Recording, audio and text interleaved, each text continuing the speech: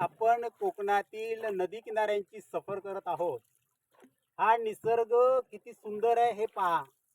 कोकणात काय यावं, तर कोकण हे खरोखरच निसर्गाने किंवा परमेश्वराने केलेलं एक नंदनवन आहे. या नंदनवनात आम्ही दररोज फिरत असतो. लोक येतात, फक्त एक दिवसासाठी कोकण पाहून जातात.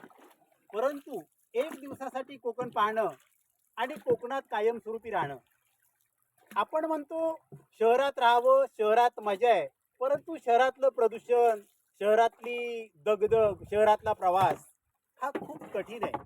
कोकणात पैसा नसेल, पण कोकणात समाधान मात्र भरपूर आहे. कोकणातली माणसं जशी धाडशी आहेत, तशी प्रेमळ पण आहेत.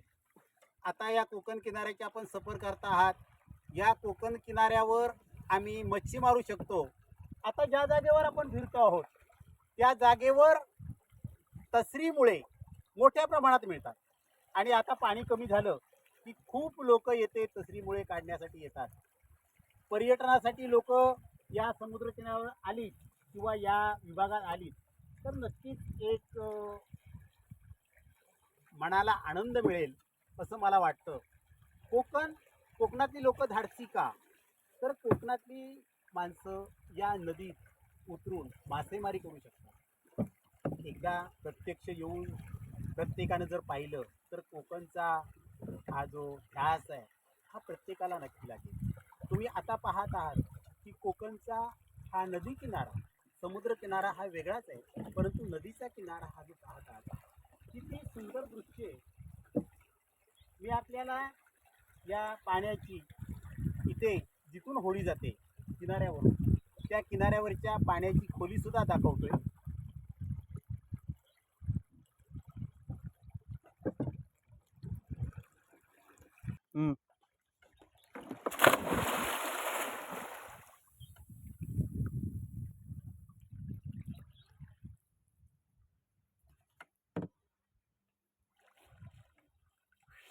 पाय टेकतात, पाय टेकतात का? नाही, इकडे.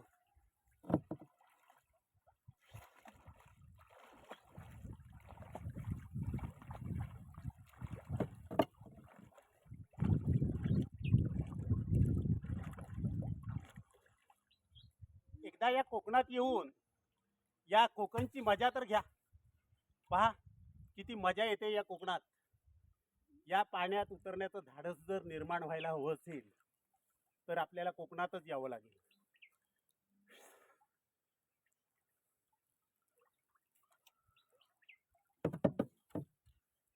वावटी जोरात. महापुरे झाडे जाती, परंतु लव्हाळे वाचती असं जे म्हणतात, ती या नदी किनाऱ्यावर लव्हाळा वनस्पती खूप प्रमाणात आपल्याला आढळून येते. या वनस्पतीचा गुण एक असा आहे, किती जरी मोठा पूर आला तरी मोठमोठी झाडे वाहून जातील, पण ही वनस्पती मात्र वाहून जात नाही. याचं कारण असं आहे की किती मोठा पूर आला तरी पाणी ज्या दिशेला वाहतं त्या दिशेला लावण्याची लवचिकता या झाडामध्ये. आता आपण पलीकडच्या तीरावर जात आहोत.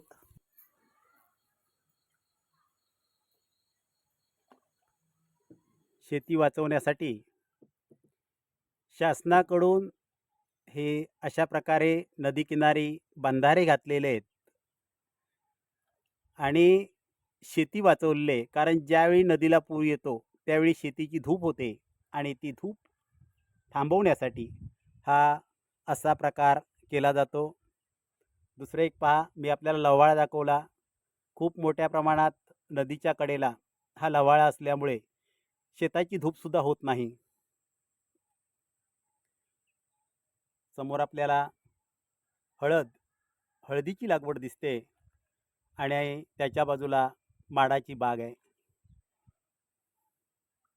खरोखर या समुद्र किनारा किंवा नदीचा किनारा अशा प्रकारे उत्पन्नाच्या बाबतीत खरोखर समृद्ध आहे. ज्या शेतकऱ्यांनी आपल्या शेतात नदी किनारी ही माडाची झाडं लावली आहेत, माडाच्या बागा केल्या आहेत, त्यांचं खरोखर उत्पन्न हे चांगल्या प्रकारे येतं. आपण पाहत असाल की माडाची झाडं चांगल्या प्रमाणात धरलेली आहेत.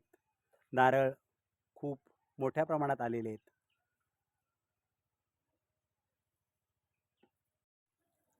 माकडांना घाबरवण्याची कला.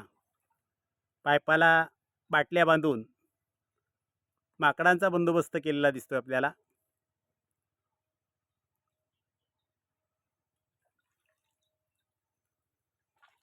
तसंच गोड्या पाण्याची पण व्यवस्था करण्यासाठी पाईपलाईन या बागेत आपल्याला दिसते.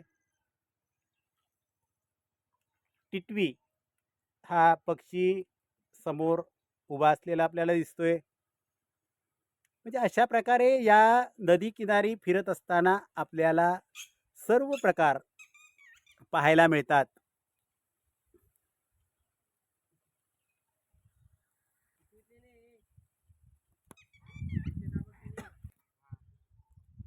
नदी किनारी मासेमारी करण्यासाठी गळ टाकून बसलेले या इथले ग्रामस्थ आपल्याला दिसत आहेत.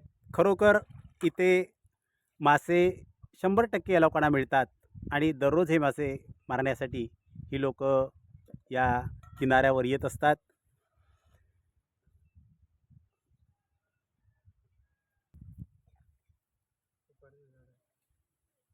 नदी किनारी लोकांची असलेली ही घरं आणि घराच्या बाजूला माडाच्या सुपारीच्या बागा, तसंच त्यांची शेती, वेगवेगळ्या प्रकारची शेती येथे केलेली आहे.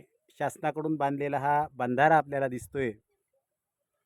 आणि अजूनही मच्छीमारी करताना काही लोक आपल्याला दिसत आहेत. मासेमारी करताना छोटी छोटी मुलं कशा प्रकारे मासेमारी करतायत ती पहा.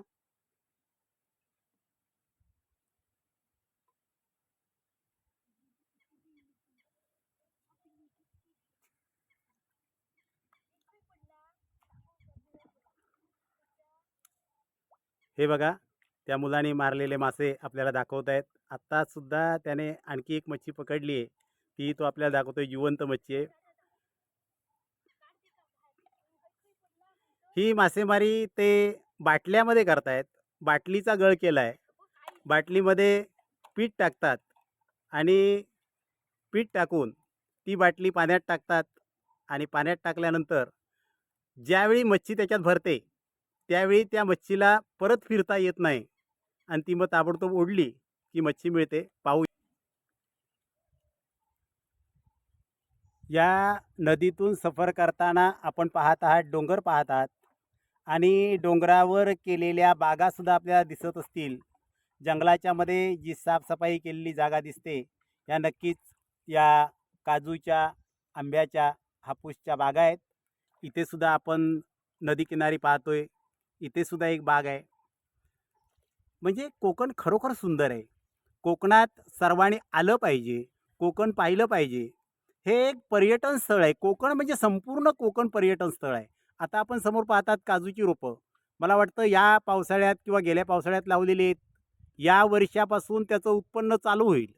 म्हणजे आपण काहीतरी कोकणात केलं पाहिजे, कोकणात करत राहिलं पाहिजे, तर नक्कीच आपल्याला कुठे शहरात जाण्याची गरज भासणार नाही.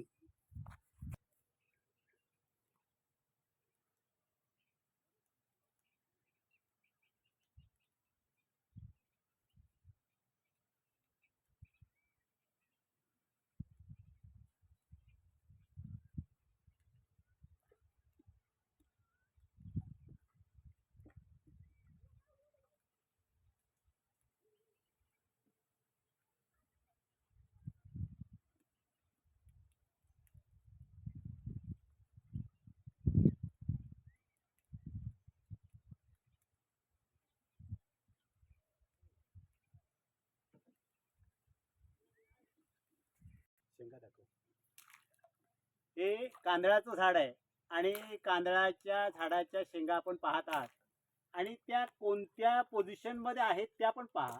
कारण ह्या कांदळाच्या शेंगा जशा आहेत तशाच्या तशा, ते बीज आहे त्याचं, जशाच्या तशा खाली चिखलामध्ये पडतात, उभ्या राहतात आणि त्या तिथेच रुजतात. आता माझ्या हातात एक कांदळाचं बीज आहे आणि हे झाडावरून पडताना ह्याच कंडिशनमध्ये खाली चिखलामध्ये पडतं आणि पडलं की त्याला या बाजूला म्हणजे कोंब येतो किंवा मुकूर येतो आणि इथे त्याला पाळं फुटतात.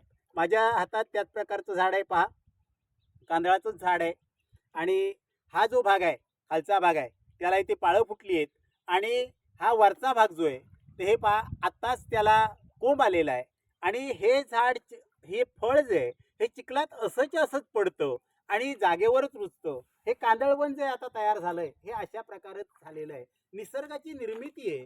कारण हे जे कांदळवन कोणी लावत नाही, कारण माशांच्या सुरक्षेसाठी आणि उत्पादनासाठी ही कांदळवनच खूप महत्त्वाची आहेत आणि ह्या कांदळवनाला अति महत्त्व आहे.